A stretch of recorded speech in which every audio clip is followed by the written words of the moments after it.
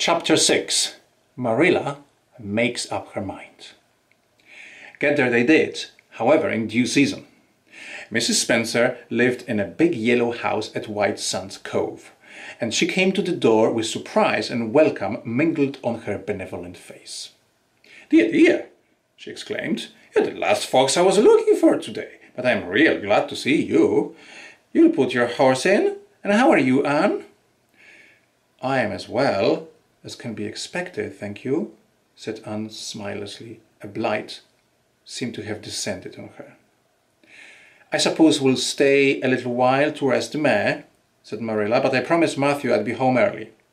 The fact is, Mrs. Spencer, there's been a queer mistake somewhere, and I've come over to see where it is. We sent word, Matthew and I, for you to bring us a boy from the asylum. We told your brother Robert to tell you we wanted a boy 10 or 11 years old." "Marilla Cuthbert, you don't say so," said Mrs. Spencer in distress. "Why, Robert sent the word down by his daughter Nancy, and she said you wanted a girl. Didn't she, Flora Jane?" appealing to her daughter, who had come out to the steps. "She certainly did, Miss Cuthbert," corroborated Flora Jane earnestly. "I'm dreadfully sorry," said Mrs. Spencer. "It is too bad, but it certainly wasn't my fault, you see, Miss Cuthbert. I did the best I could, and I thought I was following your instructions. Nancy is a terrible flighty thing. I often had to scold her well for her heedlessness."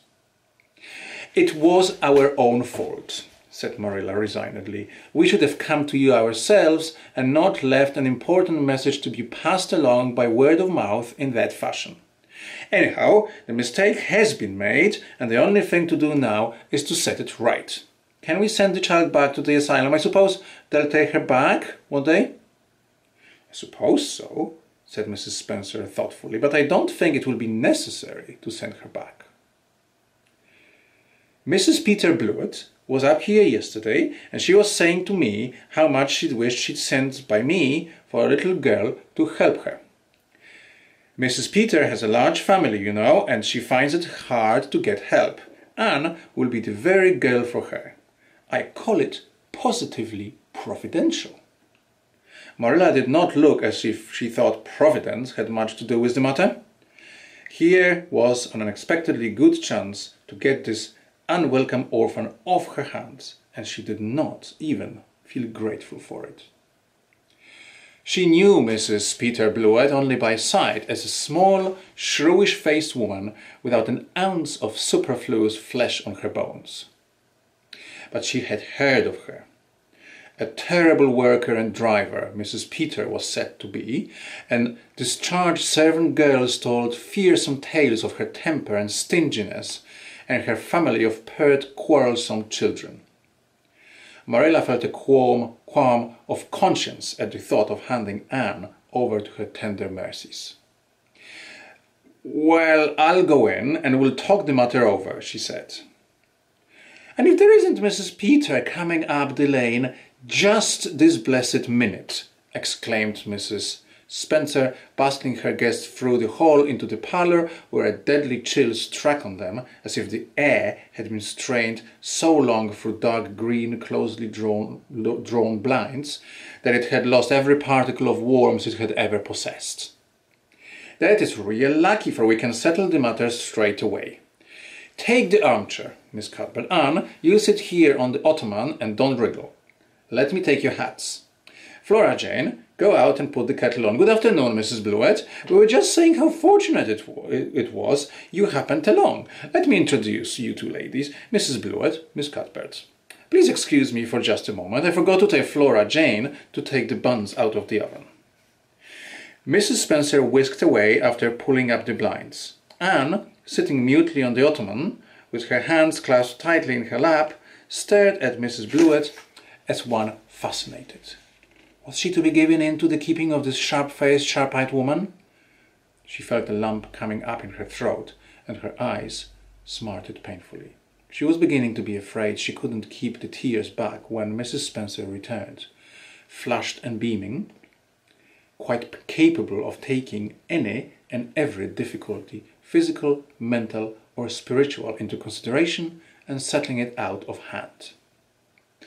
"It seems there's been a mistake about this little girl, Mrs. Blewett," she said. "I was under the impression that Mr. and Miss Cuthbert wanted a little girl to adopt. I was certainly told so. But it seems it was a boy they wanted. So if you're still of the same mind you were yesterday, I think she will be just the thing for you." Mrs. Blewett darted her eyes over Anne from head to foot. "How old are you and what's your name?" she demanded.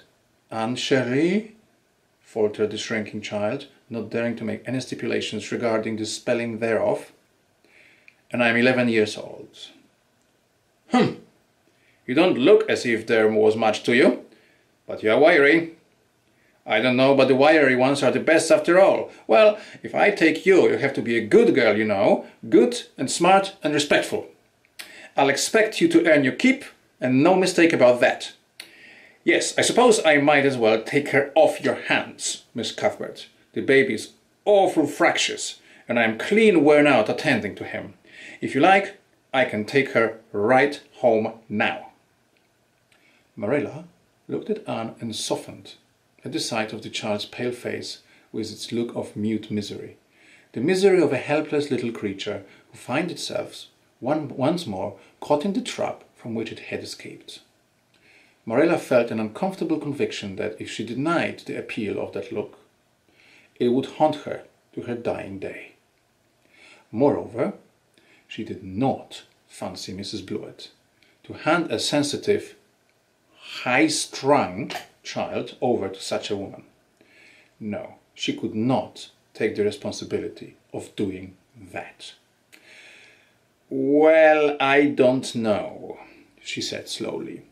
"I didn't say that Matthew and I had absolutely decided that we wouldn't keep her. In fact, I may say that Matthew is disposed to keep her. I just came over to find out how the mistake had occurred. I think I'd better take her home again and talk it over with Matthew. I feel I oughtn't to decide on anything without consulting him. If we make up our mind not to keep her, we'll bring or send her over to you tomorrow night. If we don't, you may know that she's going to stay with us. Will that suit you, Mrs. Blewett?" "I suppose it will have to," said Mrs. Blewett ungraciously. During Marilla's speech, a sunrise had been dawning on Anne's face. First the look of despair faded out. Then came a faint flush of hope. Then her eyes grew deep and bright as morning stars. The child was quite transfigured, and a moment later, when Mrs. Spencer and Mrs. Blewett went out in quest of a recipe the latter had come to borrow, she sprang up and flew across the room to Marilla. "Oh, Miss Cuthbert, did you really say that perhaps you would let me stay at Green Gables?" she said in a breathless whisper, as if speaking aloud might shatter the glorious possibility. "Did you really say it? Or did I only imagine that you did?" "I think you'd better learn to control that imagination of yours, Anne, if you can't distinguish between what is real and what isn't," said Marilla crossly. "Yes, you did hear me say just that, and no more. It isn't decided yet, and perhaps we will conclude to let Mrs. Blewett take you after all. She certainly needs you much more than I do." "I'd rather go back to the asylum than to go live with her," said Anne passionately. "She looks exactly like a gimlet." Marilla smothered a smile under the conviction that Anne must be reproved for such a speech. "A little girl like you should be ashamed of talking about a lady and a stranger," she said severely. "Go back and sit down quietly and hold your tongue and behave as a good girl should." "I'll try to do and be anything you want me, if you'll only keep me," said Anne, returning meekly to her ottoman. When they arrived back at Green Gables that evening, Matthew met them in the lane. Marilla from afar had noted him prowling along and guessed his motive. She was prepared for the relief she read in his face when he saw that she had at least brought Anne back with her. But she said nothing to him relative to the affair until they were both out in the yard behind the barn milking the cows. Then she briefly told him Anne's history and the result of the interview with Mrs. Spencer. "I wouldn't give a dog I liked to that Blewett woman," said Matthew with unusual vim. "I don't fancy her style myself," admitted Marilla, "but it's that or keeping her ourselves, Matthew. And since you seem to want her, I suppose I'm willing or have to be. I've been thinking over the idea until I've got kind of used to it. It seems a sort of duty. I've never brought up a child, especially a girl, and I dare say I'll make a terrible mess of it, but I'll do my best. So far as I'm concerned, Matthew, she may stay." Matthew's shy face was a glow of delight. "Well now, I reckoned you'd come to see it in that light, Marilla," he said. "She's an interesting little thing." "It'd be more to the point if you could say she was a useful little thing," retorted Marilla, "but I'll make it my business to see that she's trained to be that. And mind, Matthew, you are not to go interfering with my methods. Perhaps an old maid doesn't know much about bringing up a child, but I guess she knows more than an old bachelor. So you just leave me to manage her. When I fail, it will be time enough to put your oar in." There, Marilla, you can have your own way," said Matthew reassuringly. "Only be as good and kind to her as you can be without spoiling her. I kind of think she's one of the sort you can do anything with if you only get her to love you." Marilla sniffed to express her contempt for Matthew's opinions concerning anything feminine and walked off to the dairy with the pails. "I won't tell her tonight that she can stay," she reflected, as she strained the milk into the creamers. "She'll be so excited she wouldn't sleep a wink. Marilla Cuthbert, you are fairly in for it. Did you ever suppose you'd see the day when you'd be adopting an orphan child? It's surprising enough, but not so surprising as that Matthew should be at the bottom of it. Him that always seemed to have such a mortal dread of little girls. Anyhow, we've decided on the experiment, and goodness only knows what will come of it."